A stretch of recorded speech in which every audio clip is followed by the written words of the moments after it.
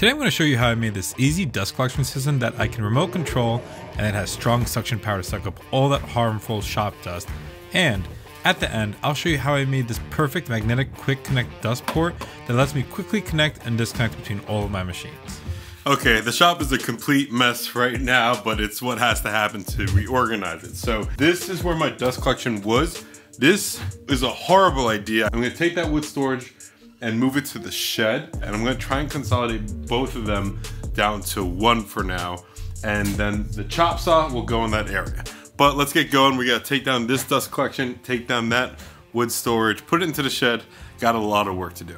My biggest lesson learned is to always just take some time to figure out the most efficient layout for your shop so that you don't have to redo things later down the line like I have to here.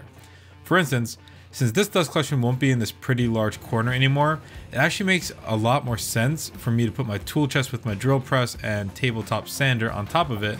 It'll be much closer to where I actually use it for work, while the dust collection can now be put in a much more useless corner. So now that we've got our space cleared for the dust collector, I'm going to just get it cleaned up and painted to give the whole shop a nice refreshed look.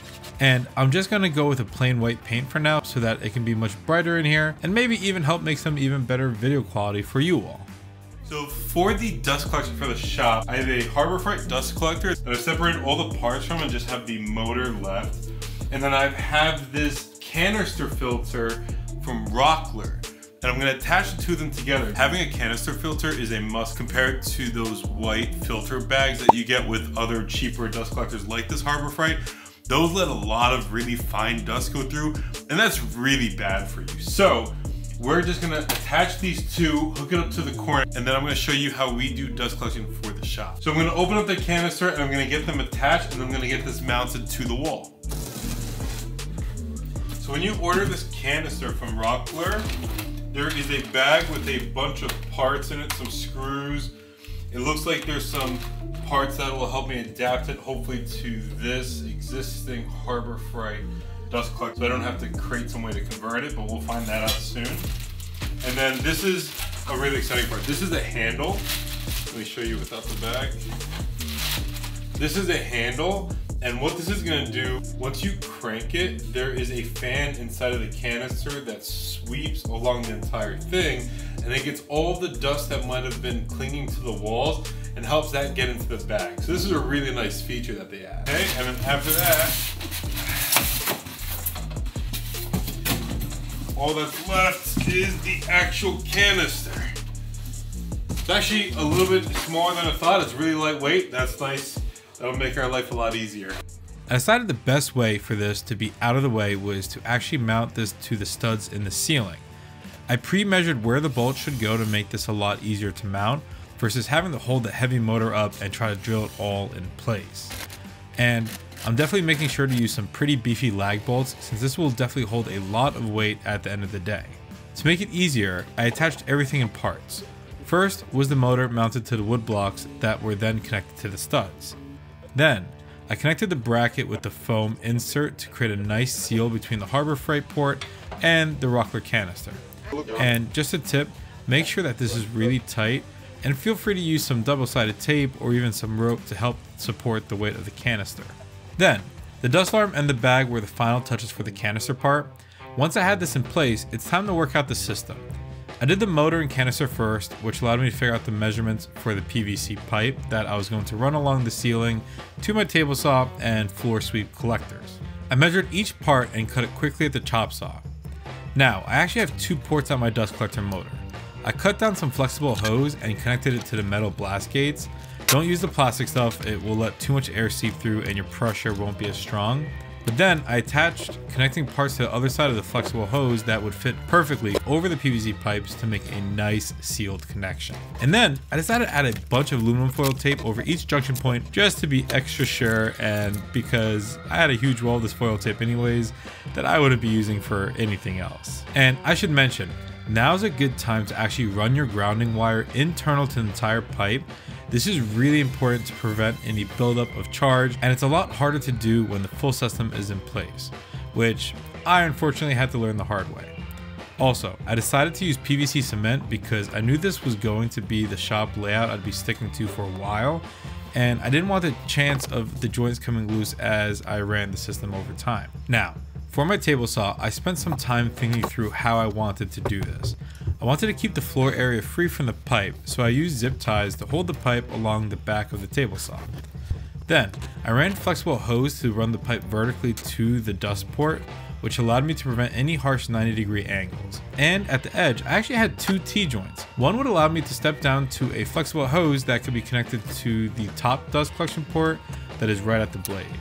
But I made sure that this joint was all the way at the edge so it won't prevent me from running large sheets of plywood along my table saw. I also ran a second T-joint at the wall that would go down to this floor sweep that has a built-in gate, so that I can open it anytime I wanted to sweep up some dust from the floor. Now, I didn't realize at the time, but I actually forgot to add a second gate for the joint that runs to the table saw to make sure the floor sweep has a lot of strong and efficient suction, but I fixed this problem later on. For all the corners, I'm trying to use the hose as much as possible because 90-degree joints like this one can actually get clogged up or not make your dust collection as efficient. But I'm running out of hose clamps and I need a 90-degree joint right there at the top that you guys are gonna see in a second. So I'm actually gonna take two 45-degree angles and use a straight pipe in between it. That'll just make it a little bit smoother and help make the dust collection a little bit more efficient. Now, I had to use PVC here because I need this entire system to hold most of its weight up on the wall, so I need it to be rigid. But I really do prefer the hose as the sections for the joints. So the one thing that helped me while doing this dust collection system is I would cut one piece and I would put it up where it's supposed to be without gluing it in, and that let me measure the next piece. So that's what's happening now, where this is the vertical piece up to the ceiling, and then I was able to pre-measure the long piece that's gonna actually run all the way to the dust collection. And now I'm going to cement everything in so that I can just pop up the whole thing at once. And I think it's gonna be a lot easier for somebody by myself without having any help. So let's go ahead and get this cemented in, and then we're gonna pop it on the wall. And as you're going to see, this really helped a lot. I mean, I can't even think of how I would have gotten only one section in place and tried to finagle the horizontal piece and have it all nice and secure. So I highly recommend trying to measure out and plan each part of this that you're able to ahead of time.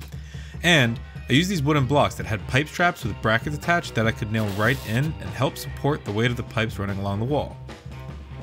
And now that this is in place, I can come back to the metal blast gates that I had put together and attach it to the wall pipes.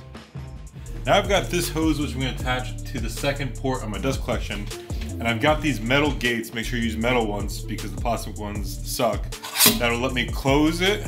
As you can see inside there, it's closed, and open it so that I'm only using one port at a time. So at the actual dust collection, I'll keep like a little step stool or something so I can reach up there pretty easily, and then I'll close the one I'm not using. I'll mostly have probably the table saw always open, and whenever I want to use the bandsaw or the router table, I'll go ahead and switch it off, and then that's simple.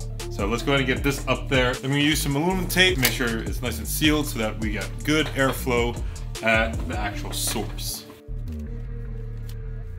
So now my dust collection for my small shop is all ready to go, and this second hose is really great because I could use it for a whole bunch of things. I could use it to connect it to a handle so I can collect, dust anywhere I want. It's got a very long hose so I could reach across the entire shop here.